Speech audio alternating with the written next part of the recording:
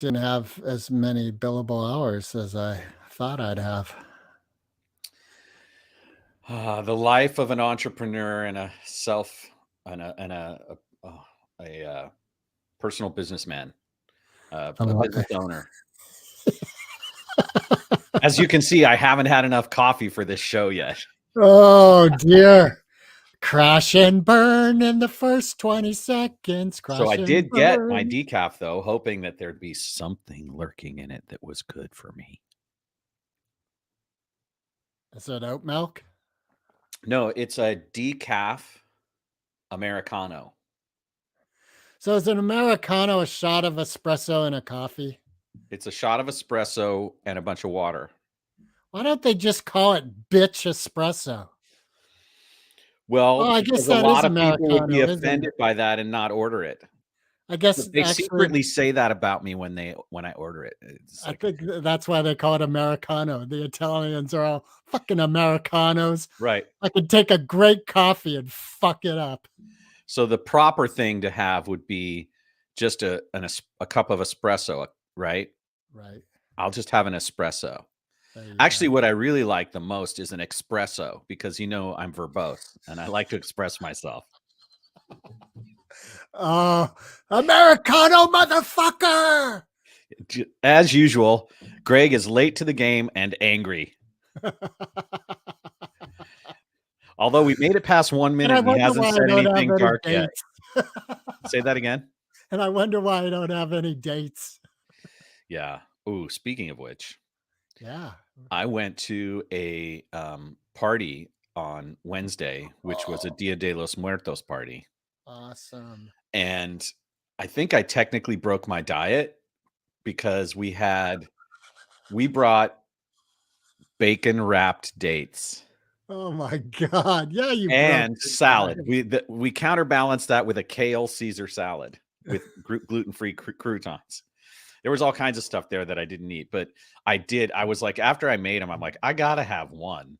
It was so good. Damn. Very sweet. The sweet and the salt and And just the pork. oil and yep. You know, if you start slaughtering your animals, I'd be fine breaking bread and eating meat with you. But when you're buying it from the store, I just can't do it. I appreciate your values, man. Right on. It's possible one day I'll join you there. Well, I gotta say, what it took for me was a visceral experience that really landed in my body. I should Of go take mushrooms and go to the slaughterhouse. yeah, exactly.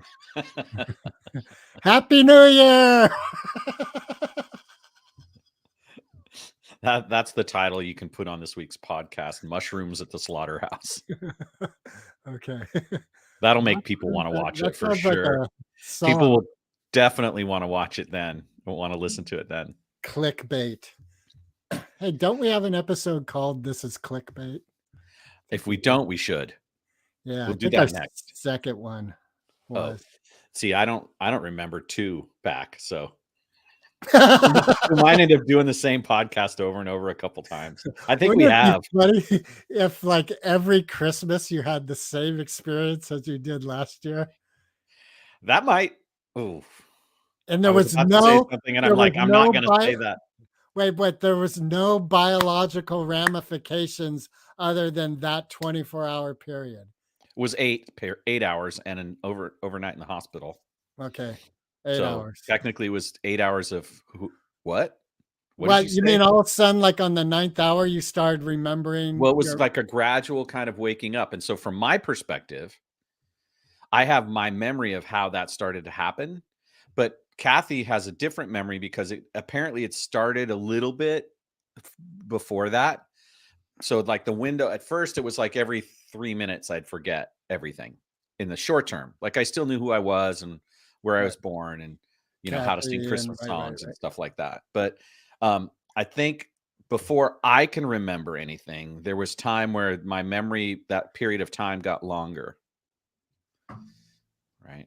And she was there all day with me. And then she went home and she was so relieved to go home and leave me in the hospital by myself because the poor girl, like she had spent 8 hours with me every 3 minutes asking her the same questions. And then when the nurse comes by saying Meli Kaliki Maka, how, Meli Kaliki Maka is the thing to say. And of course, you know me, I think I'm funny, and it's debatable whether I am. And the nurses were still nice to me. Like, They're paid to be. Yeah. They're whores. No, they didn't do that. That would have been good. Apparently Groundhog Day is not as entertaining as the movie makes it out to be. Well, it wasn't Groundhog Day in that sense. It kind of was, in the sense like you kept repeating things like, where are we? Yeah, but it only lasted 8 hours. I didn't wake up again and have to relive the whole day. Like, ooh. Speaking of Groundhog Day, I like Bill Murray, but people have started to talk about him being a jerk. Oh yeah, the Gina Davis thing is the one where I was like, oh wow, I guess you weren't a nice guy, Bill. That's really too bad. He went through 2 marriages, so that's enough to make any man mean.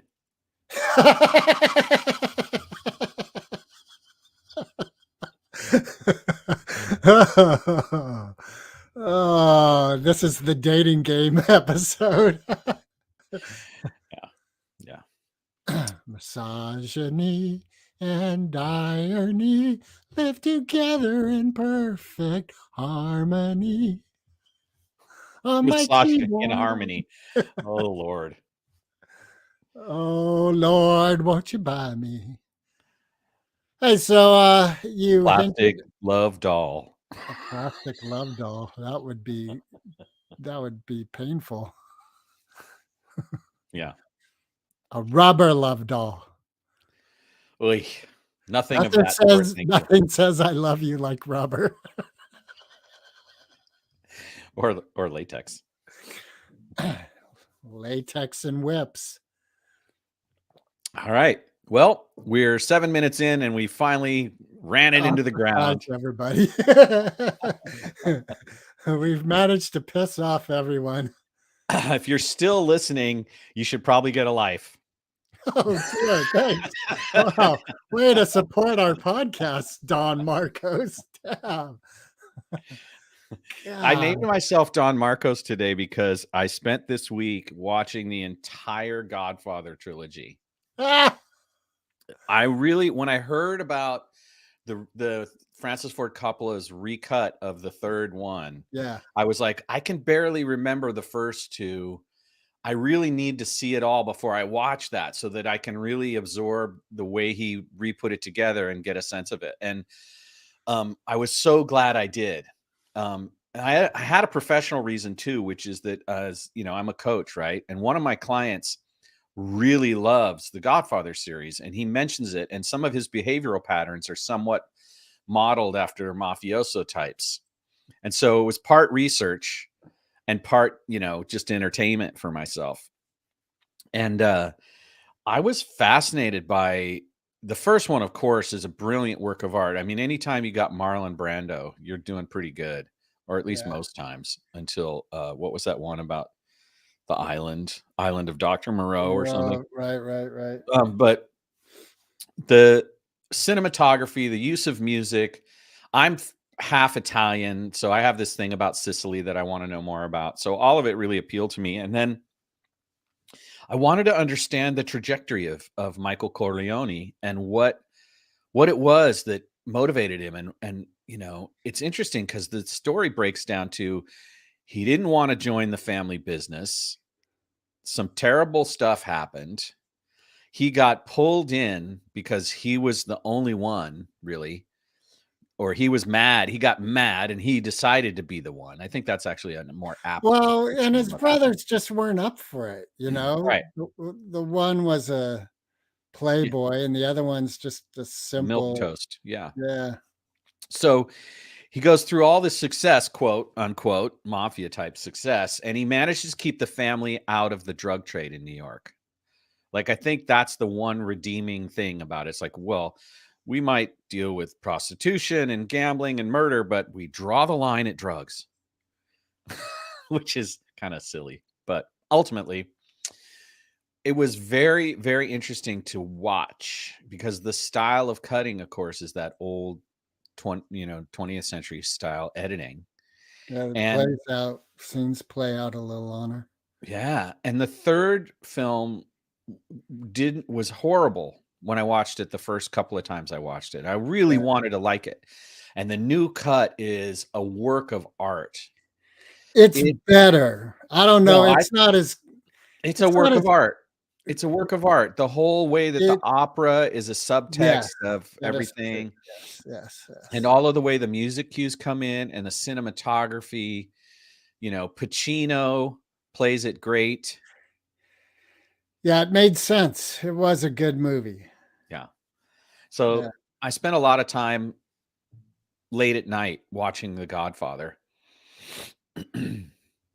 The Godfather's movies. The end of the second one I love with it's the end of the first it's the end of the first one where the door closes on the bedroom with Michael Corleone and his wife's watching, and it's like the door is just closing between them, and he's the Godfather. Was that the end of the first one? Yeah. Yeah, Yeah. that was so good. That was Yeah. such a beautiful Coppola knows how to make a fucking movie, man. Yeah, he's done some great movies, and I'm ready to go back and watch Apocalypse Now too. Hey, did you ever see this No. one from the heart? That's gonna be ongoing. Yes. You can Did you put ever see that one? I did. I watched it on video after it bombed in the theaters. I was like, I wanted to see this in the theaters, and I was like, well, and I think he used a digital camera, didn't he? Or was it there was something about the film that was technologically innovative, and I can't remember Well, one exactly. of the things was there, like he used scrims. He built the Las Vegas Strip in miniature on a studio lot. So that was Mm. one of the things. And then also his use of scrims. So instead of using post techniques and editing, it was done in camera, like a scrim lighting coming up here and changing scenes Right, that so way. there was a series of long shots, really. I thought it was brilliant, man. And the soundtrack is out of this world. Yeah. Tom Waits and Crystal Gale. I really liked it. I thought, oh, the critics were wrong again. Yeah, fuck the critics. Yeah. So, that's how that was, I watched some Star Wars stuff too. There was some great Star Wars stuff that came out this week, something called Tales of the Jedi, which is an animated series of shorts. And I was like, I liked the first one so much that I decided to not watch all 6 in one sitting, even over it's only 9 minutes. It's like, I'm like, oh, I'm going to open my Christmas present, and then I'm going to let 4 other people open one before I open the next one, kind of like savoring it. Very cool. Is it on Disney Plus? Yeah. All right. Yeah. So what did you view this week that you thought was great? The first episode of Reacher on Amazon Plus. I watched that again. And Reacher's so good, the series that's on Amazon Plus. Like I binge watched it when I first watched it. I was like, oh, I'll just because my brother was raving about it. And I ended up watching it all one weekend. And Jonah started watching it and he was talking about it. So I was like, oh man, I'm gonna go back to that. So tell us a little bit about the plot. What's the setup for this? Well, I don't want to give too much away, but basically Reacher's a mountain of a man who has a lot of military experience, making him the ultimate badass. He ends up in this small southern town, and there's a couple murders, and he gets involved with the investigation. And that's all I'll say because it'll give too much away. But Okay. it's just brilliant stuff. Like he's in the cell for a period of time in the first episode, and he's got those plastic things on, like handcuffs. Yeah, plastic handcuffs. Right. Zip tie handcuffs. Zip ties. That's it. Yeah, exactly. And so at one point, the chief is like, calling him in, and he goes, no. And the chief's all like, what? And he's all like, these things are uncomfortable. I want them off. And the chief goes, all right, you can take them off. Someone go get some box cutters. He's all, no, I got this. Bam. They're just And it was so just like, yeah, these aren't doing anything. The only reason I'm complying is because I want to. right, exactly. And he has that way about him, just oh yeah, he's very, very cool. So that's definitely worth watching. Um, I think what has been foremost on my mind is how freaking cold it is. Yeah, we as Californians should not complain when the temperature goes into the 40s. It's kind of lame, really. Still, are you still doing the pool? Yep. But I'm not doing it at dawn when I do my meditation. But you're still doing it. I'm still doing it. That's awesome. That's Yeah. just awesome. Yeah. That is badass. That's what my nuts say. Yeah. Oh, you know what I watched that was hella funny? Do you know the comedian Bert Kreischer? I think Not by name. he's often referred to as the Machine. Yeah, no. Anyway, he had Whitney Cummings and Tim Dillon on this show he does called Burn It with Bird or something like that, like a cooking podcast thing. And it was so funny. Tim Dillon is so fucking funny. Oh my God. Yeah. The three of them were having a good time. And like us. Like us. Yeah. Yeah. Only there's two of us. Right. We're not cooking anything. 2.5, maybe. Art. Yeah, we got to remember Art. Who is back from vacation. Yeah. He was so out of sorts after his trip to Vegas that he thought the meeting was yesterday. Yeah, well, that's what happens when you go to Vegas and leave everything in Vegas. Right? Including your calendar. Yeah. Oops. I left 3 kids, all my money, and my briefcase in Vegas. Yep. Oh, did you ever see Falling Down? I probably did. Is that a movie? Yeah, with Ding Diddle. Dodely dat? Ding diddle dodely dat? Who married Michael Douglas? Can't remember his name. Anyway, it's really good. Is it Michael Douglas? Michael Douglas, thank you. Yes, yeah, he carries the bat. Yeah, but the briefcase, I was just watching a few of the scenes this morning, actually, before going to work out.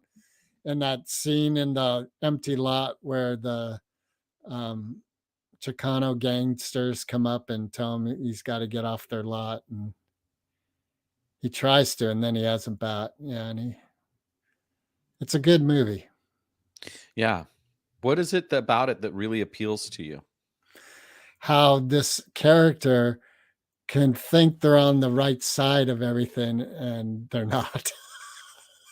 And what a shock it is when they learn that they're not on the right side of things. Yeah. When the amygdala gets the better of them. And he did have some wonderful points just about decency and not being a jerk and yeah, privilege. People, yeah. Well, I'm reading a really cool book called Triton, which is, as you can see, a very old paperback from a box my friend Mike. Yeah, I was just going to say, that looks like a Mike Healy collector. It came from the Healy collection, and it's fascinating. Is that Samuel R. Delaney? It sure is. Samuel R. Delaney. That's why I picked it out of the box. I'm like, oh, by the best-selling author of Dahlgren and Tales from Neverayon, Samuel R. Delaney, 4-time Nebula Award winner. Triton. Huh. Yeah, it's good. All right. And is it as whacked as Dahlgren? Well, it's not. It's very intriguing and mentally challenging. I had to look up 3 words so far reading it. Hey, speaking of that, I started listening to Salem's Lot because I kept going to it, like to get ready for Halloween, but it was $16. I was like, oh, fuck, I don't want to pay $16 for an audiobook. I finally, like after the 5th time of listening to the 5-minute preview, I was like, fuck it, just pony up the $60. what's his name? I just forgot his name. The author. Can't help you there. Come on, who did Salem's Lot, The Shining? You know, one of the greatest best-selling authors of all time. Stephen King. Thank you, Stephen King. Holy Christ. Anyway, his his prose is really wonderful. It's very sophisticated in its construction and its alliteration. And Yes. the adjectives descriptions are colorful and full of very detailed ambience. Yeah. If I It could has a speak like smell, he writes, I'd be president. and I sense a little bit of walnut and nutmeg. It's got a very good nose. Yeah. It really does. It really is. So I'm enjoying that right now. Awesome. Yeah. And I'm involved in a task force for the Marin School Unity District that's anti-racist. Ooh. Say Yeah. more about that. What is the task force tasked with? To end racism for Marin County schools. Oh, so it's the Kill Whitey task force? Well, that would actually seem to be counterproductive. But there is an element of truth to that statement. It is interesting to hear, like one of the women on the subcommittee I'm on is of Asian descent, and she has spoken of just like this weekend, she was out with her daughter in Sonoma, and someone said something, and she's dealing with that kind of shit. And part of what she deals with is the white Marin kind of poo-pooing the whole racist experience. Yeah, there's a denial factor in there where people are still fragile about the existence of racism because of the way it would confront them to realize that they haven't really done the work.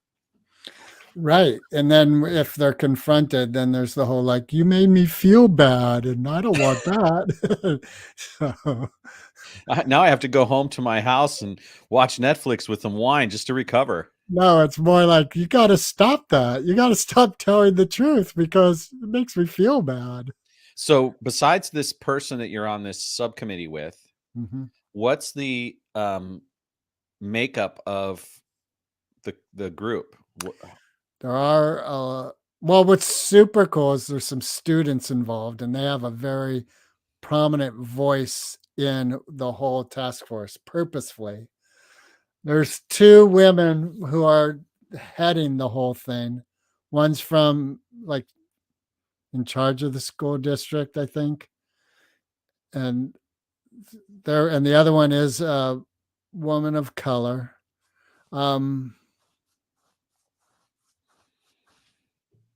There is a lot of white, which makes sense because Marin is a lot of white. But they are doing things like in the Zoom meetings, there is a Spanish translator. So if you speak Spanish and you're in the Zoom meeting, you could go to the Spanish version of what's being said. So they are doing work to really have equity be prevalent. Yeah. And have you pitched them on the next round of the Heal Thyself course, which you and I are both graduates of? I haven't. It's definitely been on my mind, but they already have those resources that I see pretty prominent. Got it. So So there's Jedi locally training. here. Yeah. It's funny how that term's now been co-opted to mean justice, equity, diversity, and inclusion. I didn't know that. Yeah, Jedi. Justice, equity, diversity, inclusion. What I do like is in the school district official thing, whatever, like the Constitution, I don't know, whatever The charter. the legal thing. There's now in there to dismantle white European systematic racism in the school district and community. Like it's written in there like that. It sounds like they really do need the Remember Institute's Heal Thyself resources. I think it'd be awesome. Yeah. I just haven't seen the appropriateness yet. Yeah. Well, I'm excited for you that you're doing that. It's part of reparations work. I don't see it that way, but I understand what you're saying. But I just see it as important. Yeah, it's better. It's better than kill Whitey. Although, it's interesting because I think we spoke. Oh, did you check out that Kanye interview? Yes, I did. The whole thing? I watched the whole thing. And what do you think? Oh, I didn't know we were going to go here. Ah! So the interview that Greg's talking about is after Kanye made his stupid ass racist comments on various formats and then tried to double down on it in various ways. He was also on several interview programs, one of which was with a Jewish man named Lex, and I don't know his last name. Do you know his last I name? always forget his last name, but he's a good interviewer. And they had some kind of history before where they were able to have a vulnerable and intimate conversation where Kanye was willing to let down his guard just a little bit, be a little bit vulnerable. And it was a almost 2-hour conversation that was, at various points difficult to watch because Kanye wasn't really ready to let go of, the parts of him that had him show up the way he did in, calling out people in a racist way. But it was also the unpacking of the nuance behind what he was trying to communicate that he did so poorly. And I think that from my analysis, listening to the interview, there's some really powerful things that Kanye's trying to communicate. He's just very bad at communicating in a way that's digestible. And he got some really good feedback. And the fact that this was a Jewish man who would hold him accountable was really interesting to see the back and forth between these two people and the love between them as human beings and the willingness for this guy to consider, Kanye's points of view, unpack what he thought was valuable, but then say to him, like, look, that's not about them being Jewish. That's about the way that they're engineering their business. And so the more powerful thing would have been for you to come out around who they are as people, not their racial and religious identity, and call out the practices that they're doing, pick names and talk about what they're doing. And I thought that was really powerful. I was on a podcast this week where we talked about it in depth. And unfortunately, I don't remember the name of the podcast right this second. Oh, Etching the Edges, it's called. And we talked about all of the ways that we're not in either polarity, like not Trump, not Dem, not on Kanye's side, not against the idea of changing the way the entertainment industries run. Like we did all this middle way stuff in the conversation. And at one point I realized, like Prince actually did this where he went after the business practices and not the people. And that became part of our conversation. And because what we talked about was Kanye's lack of skill in trying to address the issues he was trying to address. And then it dawned on me like, oh yeah, Prince did a really powerful job of raising those concerns and articulating them. And he kind of had won his freedom back, and he hadn't been really on the trail of that until he wrote the song Baltimore. And Baltimore was once again a kind of indication of where Prince could take his voice and how he could impact things like, police murders and, the racism inherent in some of the ways that, borders are drawn in cities around this country. And so I have mixed feelings. I feel sadness and anger sadness that Kanye did such a poor job, and anger about the way that impacts um, Jewish people, primarily because it emboldens people who hate them, who don't actually have anything of value to contribute.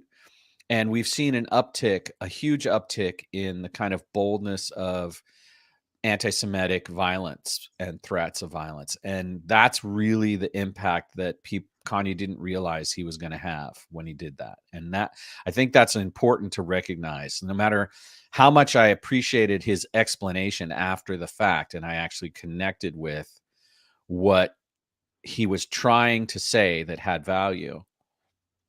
More overshadowing is the impact of how that emboldens hate, and it creates the higher potential for violence against innocent people.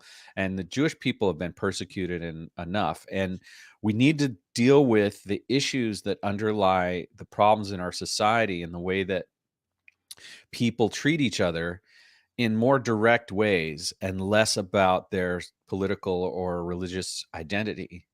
So it'd be one thing to talk about the fact that, Netanyahu just got reelected and his politics are very right wing. And it looks like that will be bad for the idea of Palestinian peace. And if you'll notice, I didn't say anything about his religion in that statement. I just talked about who he is and the fact that he's on the right wing side in the country that he lives in, and that could be problematic for a group of people that have been suffering. And so I think that's the model. If we want to criticize and try to shift power structures, we have to be really good about the way that we address them and the way we articulate the problems and the solutions. How did you feel about it?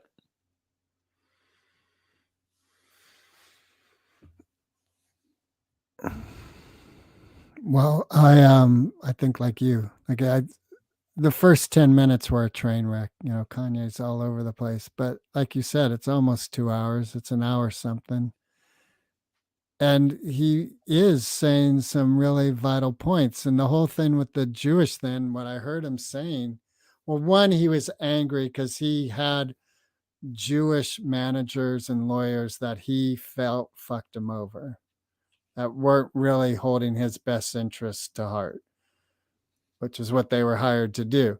So part of what he's saying is they're Jewish and they did this. And that's what he was saying about the media. He was saying the media is owned by Jewish gentlemen and the media is doing this.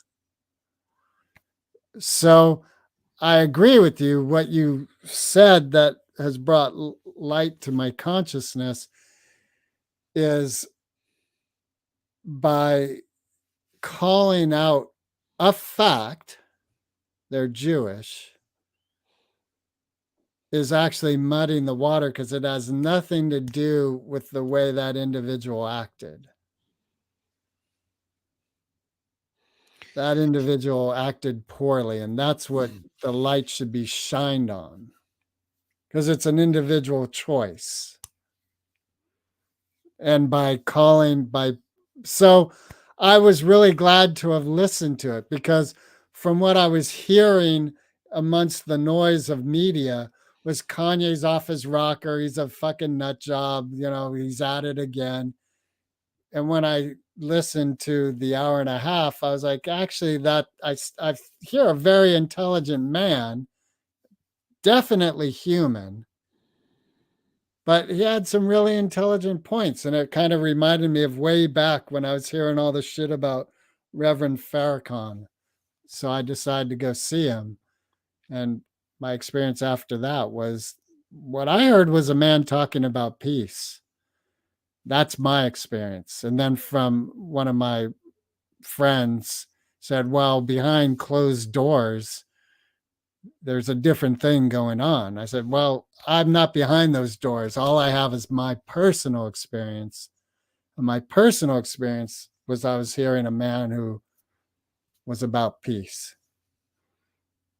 And what do you think this topic that we're kind of playing with right now says about the way we talk to each other in the social commons? You and I personally, or we, the general we? The general we. Well, I think that we predominantly like gossip and like flitting about and not really landing on anything with any depth. In fact, I was thinking about that this morning because one of the clients I do work for asked how, somehow something came up, and I was like, and I shared with her how yesterday morning I'd woke up and I was feeling all this darkness in me, and I was just sitting with it instead of shying away from it. And she got into it, and she's like, well, all of a sudden we had this 15-minute conversation. And that's my norm.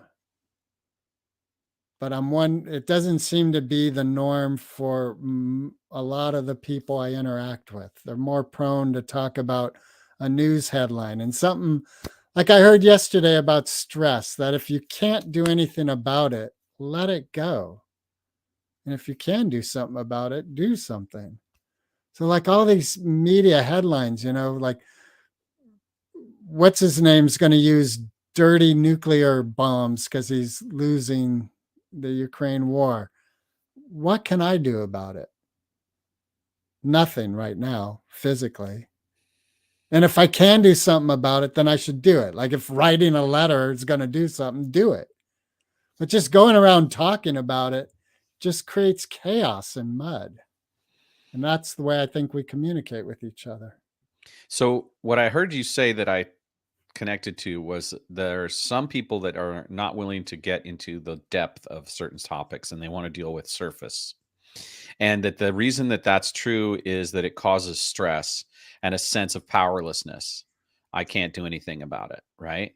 And then we also like gossip, which I've trained myself not to like because of the book The Four Agreements, and it talks about how gossip is a poison and we're poisoning each other with that stuff. And then when you get to the idea of what people do with their reactions to the media, is that they compartmentalize and say this bad, and that's it, they're done, there's no analysis. And I think that that surface level shunning of critical thinking is part of why we have the problems we have, is Yeah. because you're basically othering people when you do that. And as you and I have learned, we're not separate. We're not others. We're all in the same big boat together, and I can connect really easy to ways that doesn't, like, I fall into that trap myself, but I aspire to having a greater consciousness about the things that I have resistance to or judgment about. And I actually have trained myself to seek depth in conversation. And that's one of the things I love about the Moped Outlaws, is that we're really willing to get on our moped and investigate. We're really willing to go to the depths of shallow aspects of our lives. With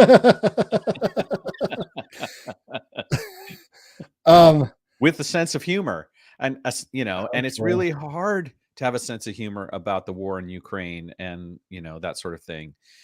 And there shouldn't necessarily be a humor about that.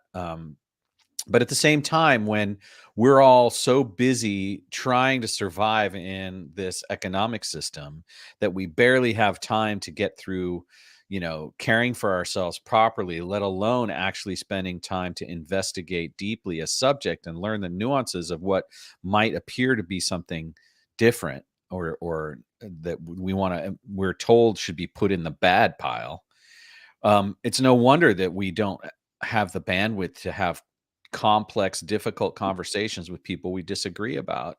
And unfortunately, those complex discussions with people we disagree with, that's the path to healing, because everyone is then able to deconstruct their fear and judgment of the other through the recognition of what it is that we share in common.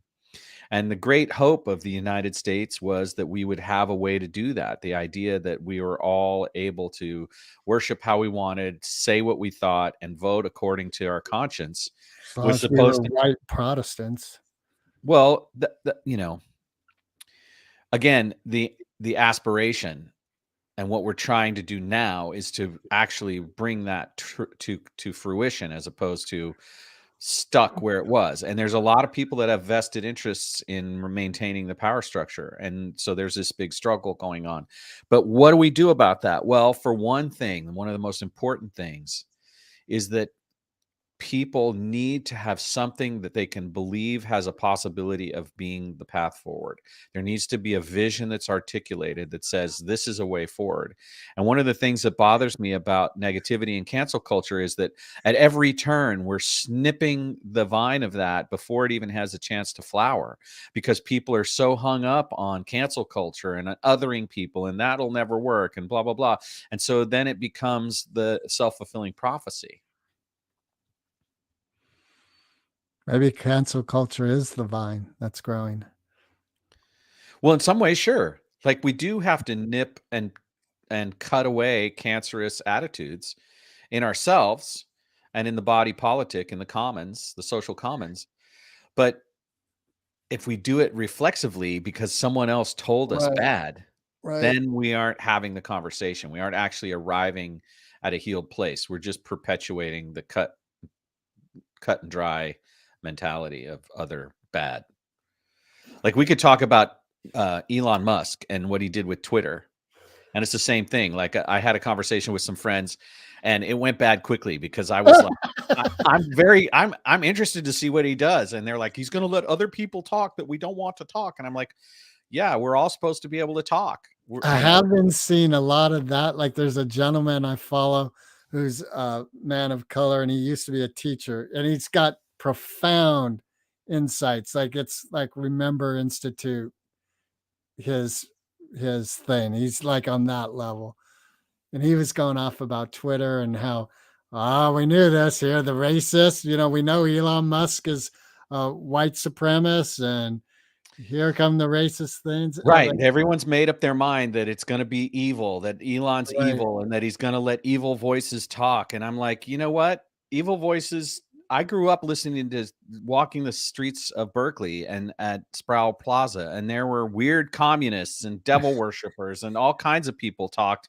And most of the really dark and ugly things no one was standing there listening. They were over hanging out with, the guys in the drum circle. And Right. that's my attitude, is that, you know what, when my friends who are left and who want to espouse this idea of a better world start to become reflexive and reactive and fearful about just someone being able to type some letters into a social media platform, I get upset with them, because I expect better. I expect some kind of belief in the idea of critical thinking. And what they're really saying is we can't trust people to not get sucked into that. And they're also saying, you are in that boat though, because Kanye, his original thing was a tweet. And part of what happened is the Nazis are on the highway over things, with their chaos, feeling more open because of what he tweeted. So what your friends are saying is has happened, is happening. Like, someone does a little yeah, but tweet. the question of whether that's actually bad for us or not is another question. Because when we get these things out in the open, and we know that because our neighbor's finally bold enough to put a swastika on his lawn, then Right. we know who we're dealing with. I agree.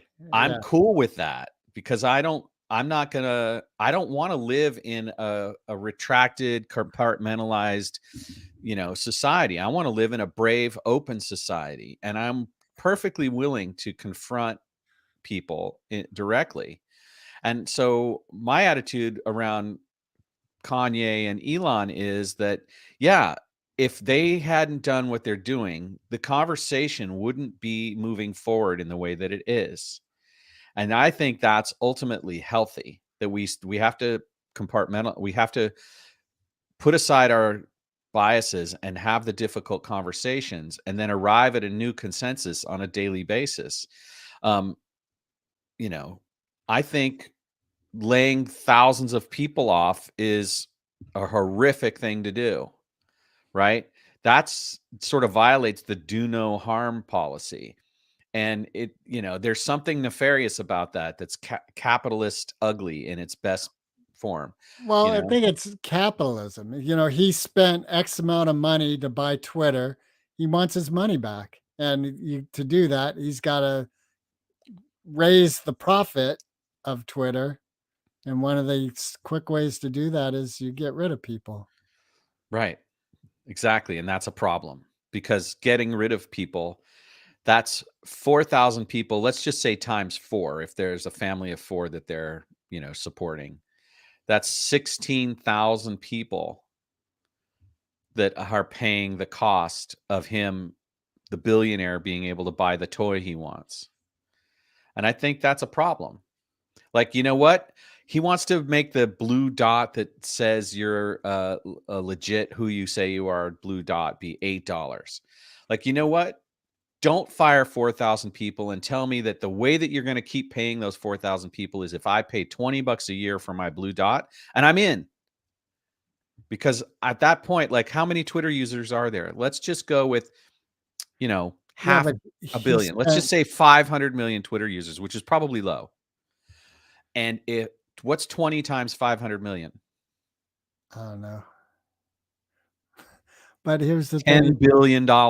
Yeah, so he spent more than that. Right. To But buy it. you could definitely pay for all those 4,000 people out of that $10 billion. Not everyone has that blue dot. Wait.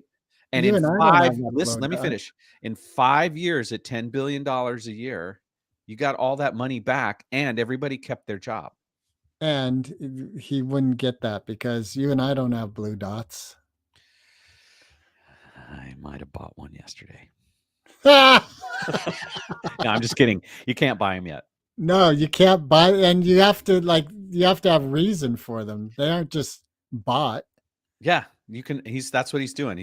Are you saying anyone could get a blue check now? Yep. Yeah, and you You just have buy to it. pay your subscription. That's so funny. It's like the Sneetches because it used Yeah, to be exactly. That's exactly right. And so that was how I Elon learned. Musk is. Someone posted a Sneetches meme, and then I was like, "What? Really? Oh my god!" That's so funny. What was that guy's name who had the machine? Do you remember? That's fucking. No. That's a trivia Sneetches question. machine? Yeah, I don't know. McDonald, McDougal, Something McDoonall. like that. A Mick name. For some reason, Dr. Yeah. Seuss like names that had lots of syllabic and Well, rhythmic he liked words that rolled around in the mouth and like tumbled about. marbles. Yeah. Yeah. Yeah. Well, anyway, I live in this very precarious place where people on the left hate me and people on the right hate me because I'm not willing to take sides. Oh my God. There's a comic, Joey Avery, who when I was doing stand-up seriously, my path crossed his a couple of times. And he just did a comedy central taping. He's doing really well. Anyway, he's got a bit. I'll share it with you. He said it got cut, and it's brilliant. It's so good. I'll share it with you. Yeah. All right. I'm looking forward to it. Anyway, You remind me of it. He has, that's not in this bit, but he said like how his haircut is supposed to have him liked by everybody. Like in California, all right, dude, you look great. In the South, you're my bro. All right, I just I love it. Got like this sort of mullet thing going. And I was thinking about this the other day because, of course, I shave my head, and here I am like saying, "Yeah, well, Kanye had something to say, and I kind of like Elon," and people are like, "Uh-oh," and I realized I'm a skinhead, but I'm not a skinhead, air quotes, right? Like, I'm a hippie skinhead. Like maybe I should get a mandala tattooed on top and maybe you should get a red hat. hat. Oh. To go with your red nose. I need a funny thing for it to say that that rhymes with MAGA, like "Make America Gay Again," or things like that. I gotta make I'm that. not gay, so that's not necessarily a good thing for me to do that with. I think it's fine. I'm gonna make that shirt for me. Make America Gay Again. Okay, that'll get you more dates. The wrong kind. Well, yeah, maybe. Blowjobs are just blowjobs, no With a matter the blindfold. gender of the mouth. Yeah. No beards, please. The bearded lady. Oh, geez. Well, and as usual, we go from the heights of consciousness down, down, down, down, down to the depths of our biases and All our right, weird all right, kink. let's bring it back because you shared with me earlier you're gonna post an offer online. Yeah, I woke up this morning thinking about this thing that happened on Friday, where um, all of these people got laid off from Twitter, and I was like, "That's crazy." And I'm like, "Well, wait, I'm a coach. I could help people. Those people are not feeling good this week." And some of them are probably going to land on their feet. They might have offers already, but a whole bunch of them are like, what the heck do I do? Who am I? What world do I live in? And I'm like, well, I'd love to help them. What my skills, I mean, I'm a coach. I have a pretty busy schedule, but I can find a way to fit in more people. So on Friday, on all my socials, I released an invitation to anybody that's been laid off to have 3 free coaching sessions with me. And I think I'm going to cap it at 100 people if I even get 100 responses, because I don't know how I'm going to manage this, but I'm just like, I believe in the spirit of generosity, and I believe in an abundant world, and I believe that I'm abundant in the things that I have to offer. And so, yeah, I need clients that I can charge money and survive with, but I also need to be of service. I need to be beyond the duality of money and really embody what my values are by stepping forward and just saying, "Hey, people, I want to help you." And so that's what I'm doing. All right.